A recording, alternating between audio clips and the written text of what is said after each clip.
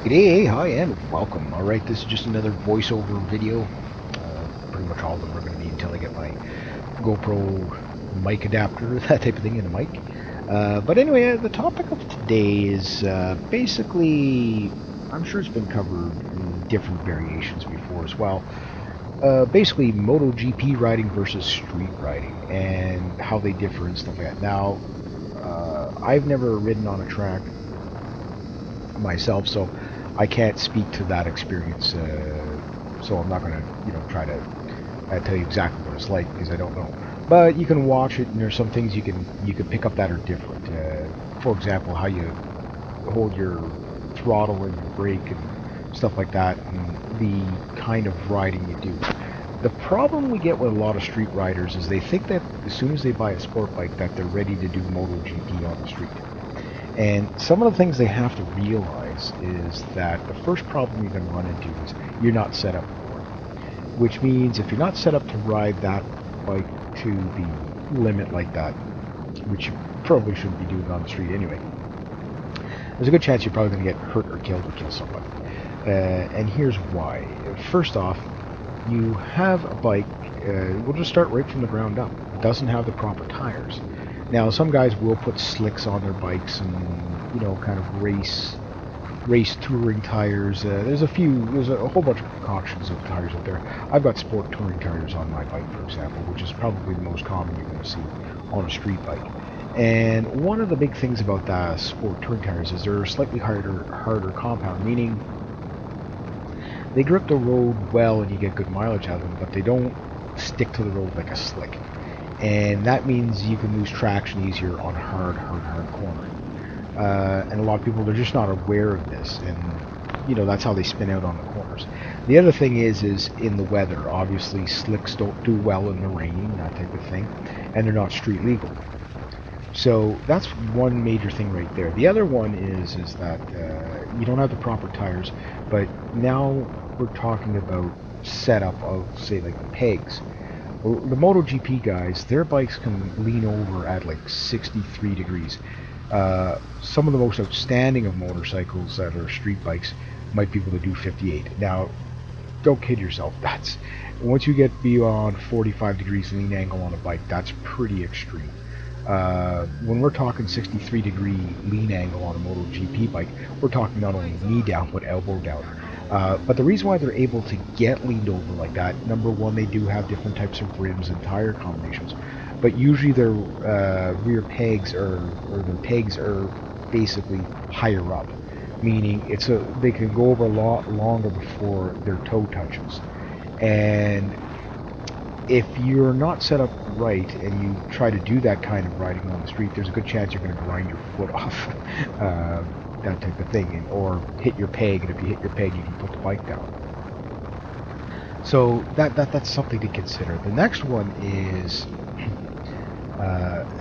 the clutch setup, the brake setup is different. I mean, usually on a street bike you don't have quite as snappy as a clutch, and the thing about that is that it makes a difference on how you shift it, how you respond, that type of thing. So it's not really a safety issue as much as the performance issue. But then there's engine braking, throttle blipping, and trail braking and all that stuff, which you can do on the streets to a degree. But the thing is that you're really pushing the bike hard when you're doing stuff like that. The big one I'll cover is the braking, the one finger, two finger argument versus what most street riders do now is four fingers. I know years ago they taught you just two fingers and three fingers, but what they learned in the courses was that sometimes people would down the bike and the levers would basically crush their fingers. So it was always a good idea to kind of keep your fingers at low speed on the outsides of your levers, so all your fingers, if the bike goes down, you can basically let go of the bars, or you can come off the bike where your fingers don't get crushed under the like say the brake lever or whatever. That's why they do that. But you don't have as much control over your throttle when you're doing that. So some people, they probably can't even imagine using 4 fingers on their brake lever, but it does work quite well. And from a low handling point of view, low speed handling point of view, it is probably the safer way to go. That type of thing. So these are things that you don't really think of when you're riding, but they are differences that you do. The other one is obviously just the road conditions themselves. Probably the worst racetracks in the world still have better road, or tarmac, so to speak, and pavement than some of the best roads out there on the highway and stuff like that. I mean, you're all kinds of conditions. There's debris on the roads. There's everything. I'm not saying that stuff doesn't go onto the track, but the tracks are usually pretty well kept. You know what I mean? There's not a lot of loose sand on there. There's not going to be a lot of divotty potholes. There's, the road. It's well taken care of. And the lanes on some tracks are a lot wider. So you are basically in a 10-foot lane, typically 10 or 11-foot lane on the road is a typical lane. And you have to stay within your side. Now, on the MotoGP guys, they don't have a dividing line in the road. They can, take a 40-foot wide swath or a 20-foot wide swath on their turn and just zoom into it, no problem. Well, on the street you can't really do that, because when you cross the line, you could die. We've seen this, for example, from making this video a few months ago when Yaminu hit that Porsche head on. It's because he crossed the line. Now, I don't know if the Porsche crossed the line a bit too, but one thing I do notice, and that's just something I've re-noticed again since I've jumped back on the bike after 20 years, is that when I come up, particularly a corner out of top of a hill, I tend to take the center line or closer to the edge. Because what tends to happen, not all the time, but sometimes I find when you're coming to the left, you'll always see vehicles coming over the hill, and if they're going a little bit too fast, their tires come over the line, meaning they're in your lane. Maybe not by much, maybe an inch or two, but it's still there. So if you're riding the line all the time, you can end up, even if you're on your side, you might be getting clipped by a mirror, a bumper, or whatever.